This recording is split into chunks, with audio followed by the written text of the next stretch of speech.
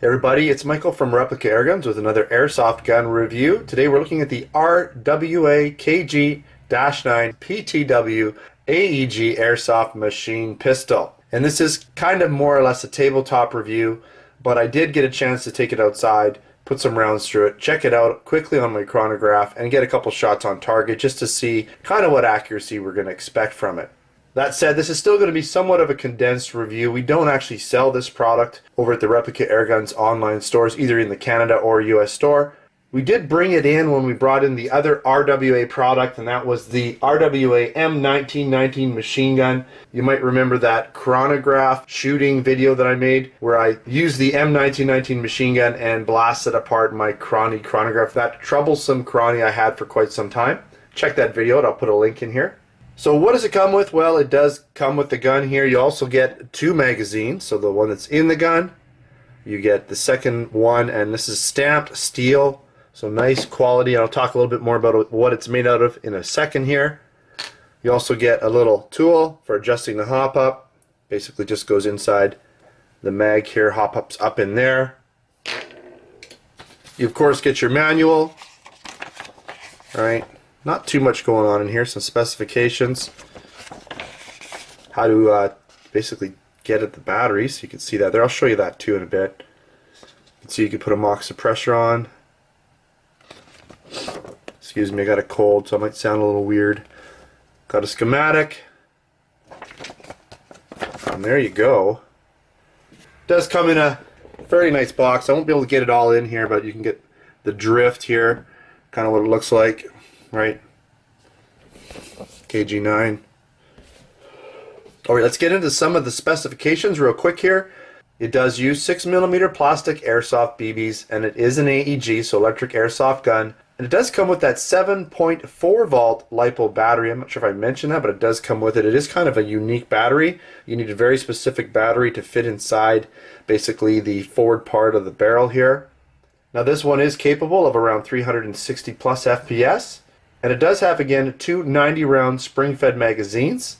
This gun weighs in at 3.22 pounds or 1,460 grams and has a total length of 15.7 inches or 398 millimeters. And it's made out of a lot of high-quality products, mostly steel, aluminum, and plastic. Now when I show you around the gun, I'll talk about what's metal, what's plastic, what I think is aluminum. This gun is also made out of Hong Kong. Alright, let's take a quick walk around of the RWA KG-9. We'll just pop the mag out real quick here. So you got your magazine release right there. Okay, so we'll pop that out. Now, I want to show you this. This is stamped steel. So I got my magnet, all steel, stamped magazine. So it's got decent weight, even empty, not too bad, right? The whole upper is steel. Okay, hope I can get in here a little bit. Right, all steel. Lots of steel on this gun. This is plastic, so this part here, the actual lower, is plastic like it would be on the real gun. But all the pins are steel. This charging bolt, so it's an open bolt system, is actually aluminum. Not sure what it would be. But even the barrel parts here, and this is the outer barrel, all steel. So lots of metal parts. Okay, let's take a look at some of the writing here. Right, Interdynamic. Right, that's the KG-9. It's the original KG-9. And so, just in case you're kind of wondering the origin, this is a Swedish-made, or it's a replica of the Swedish-made Interdynamic KG-9 open bolt SMP. It's not a copy or a replica of the Tech 9, which was the American version of the KG-9, so slightly different, okay?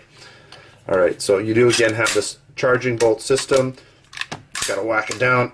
There it is. You've got some sling mounts, right? Again, some licensing there. It is licensed. Okay.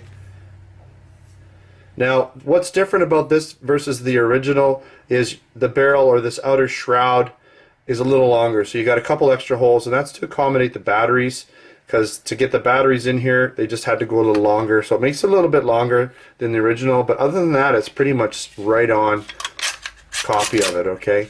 Now, I don't know if you can see inside here, but there is, let me see if I can get my trusty light to trustily work. You can see that little hole in the front there, just in front of the feeding hole. That is your hop up adjustment, right at the very front there. And I did find it shot a little high, so I probably would want to adjust that, at least if I'm shooting at close range. Your sights are non-adjustable. So they're non-adjustable. Front and back, okay. You can see some of the wiring in there. Right, some more licensing, branding. Really nice looking gun. Alright, let's talk a little bit about some of the shooting, the performance I got with it. Put this back together. Looks a little nicer, doesn't it? Okay, so here's my target, and you'll notice it shot a little high, right? I was aiming here and it shot high, so I could bring it down using the hop up. It did shoot pretty well centered left to right, just a little bit to the right. Could have been me, but my actual clip was right here, so some of the rounds might have hit here. It is fully auto only, so when you're shooting you gotta just sort of really quickly whack the trigger.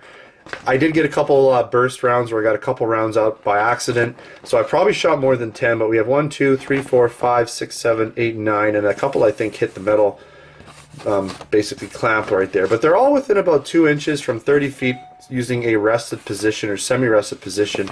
And here was the FPS I got: 354, 354, 330, 323, and 328. So average 338 FPS using 0.20 gram BBs. So not bad at all. And as you can see here, you know, usually when you get nice clean holes like that, you're traveling at a pretty decent rate. It's not too bad. They're not ripping the paper so much as just going right through. Now I do have some charged batteries in here. You'll notice this gun is pretty, it's got quite a decent spring on it. It moves around quite a bit. So there is no semi-auto, it's just got this switch for safe, right? Safe and fire. No full or semi-auto switch, so if you want to shoot one at a time, you just gotta kind of just hit it once or twice, or just hit it lightly, and there you go, right? But full auto when you want it, obviously, all the time, right? Pretty cool. Now to get at the battery, pop that out, you have to unscrew the tip, barrel tip here. Okay, comes right off. Right, and that's where you put your mock suppressor if you wanted to. And this is metal as well. And your batteries just go in there. They just basically go along inside of there. I'm not going to pull them out, but you'll notice you can see them right there. They're lipos. They're fairly thin. There's 2 of them. One goes down there, and I believe I have one down the other side as well. But that's kind of the system that I'm using, or that comes with it. You know, to find batteries to fit in here, you're going to have to find something very similar because there's not a lot of room. We'll just leave that off for now. Alright, let's talk about some of the pros and the cons. There's lots of steel in this gun, like real steel, including the full upper, the barrel, the magazines, a lot of the pins, things like that. Some of the other metal parts are going to be aluminum. You're not really going to find any zinc alloy in this gun at all, just basically steel, aluminum, and a plastic or polymer build. And the polymer, again, is going to be this lower portion of the frame. Again, very high quality build with solid weight and an excellent finish. It does have a fairly high rate of fire, as you could hear. It's not like crazy fast, but for a machine pistol it's decent. I like that it comes with the LiPo battery and the 2 magazines. Now you are going to have to get your own charger for it. And I like that it shoots right around 340 FPS with decent accuracy, so that's right in the ballpark where you want an actual, you know, airsoft gun for the field to be at around. It's not too powerful, it's not too weak. Again, it has that charging handle for the simulated open bolt system, and it is fully licensed. Couple of the cons: there's no blowback, but there is some recoil felt from the heavy spring action, so you're going to feel a little bit of back and forth movement, but it's not true blowback. There is no semi-auto selectability, so this is a full auto only gun. Again, the sights are non-adjustable, but you do have that hop up for elevation, so you can adjust that for the range that you want to shoot at and get it in the ballpark. And you are going to be limited on battery choice. Alright, again, sorry this one is not in our replica airgun store, at least at this time. Maybe down the road we'll have to see. But you can purchase a whole bunch of other AEG style airsoft machine pistols, machine guns, rifles, pistols, you name it, over at replicaairguns.ca and replicaairguns.us, our online stores. Also check us out at replicaairguns.com, where we have articles, posts, reviews. If you haven't subscribed yet, make sure to subscribe before you head out. Thanks for watching. Until next time, take care.